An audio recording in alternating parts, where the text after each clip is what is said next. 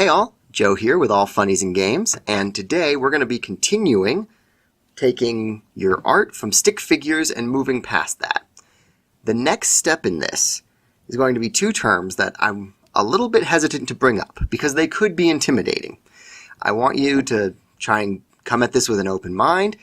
If you've been following along with these tutorials, and I'll have links to the older ones in the description if you haven't, but if you've been following along with these tutorials, you should already be noticeably better than where you were at the start of this, okay? So be confident, be sure of yourself, and we're going to be talking about two things, width and depth. Now in the context of what we're doing, I'm actually going to, for the first time in this, do a planning layer. So we have our guy posed out, but now we're going to add some width to all of these features. And it doesn't take much, and you don't have to get it perfect. Basically, everywhere that you had one line, draw two. That's all this really takes. And you can see, this isn't perfect. It kind of comes together here and touches. I want you to play around with some of this. If you've been coming up from stick figures, and then we'll give them a face since we've been learning those last week. And you'll notice I sometimes go towards an angular style. If any of you read my webcomic, you know that the characters in that kind of tend to have very straight, rigid arms. But you can go really a lot of directions with this. If any of you are familiar with, for example, big popular YouTuber The Odd Ones Out, he does these big round shapes for his. You can do those big round shapes, you can do these long lanky bits. What I want to talk to you about depth here is that these body parts are going to be in front of other body parts, okay? And I don't want you to be intimidated by this.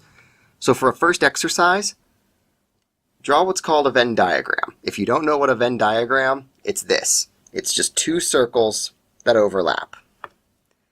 Now I'm going to take the eraser, and if you look at that now, the circle on the right is in front of the circle on the left. If I erase the other side, hey look, the circle on the left is now in front of the circle on the right. It's just thinking about what covers up what. Okay? So if you'll notice my comic guy here, this arm is partially covered up by the body is partially covered up by this arm. And if you just start there with the arms, you can do a lot. So let's look at our original guy here.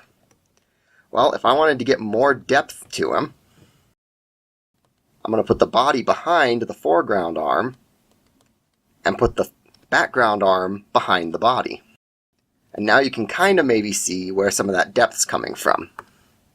To really demonstrate it, I'll just do it on this one, since I think I did a better job of it anyway. So now you can see some depth coming into it, and you can have the foreground leg in front of the background leg, and you can just start to play with depth. What shape is in front of what other shape? Okay? So I kind of gave you two pieces here, and I don't want that to freak you out. Play with this. Have some fun with this. See what looks right. And then look at it a little bit later and make some notes about what you don't like. Like this guy, I hate that arm. I don't like how the legs came together here. And I'm going to leave notes about that, like better arm detail. You know, if this were in my sketchbook, I'd be writing down things like that. I'd just write feet with a question mark, like, come on dude, why didn't you put feet on this guy? Little things like that. So you can really start to self-critique. Once you're playing around with the tools that you have, once you're trying things out, then you can start to self-critique. And once you're self-critiquing, that's where you're going to start to see some improvement come through. So hopefully you see yourself improving more and more with each one of these.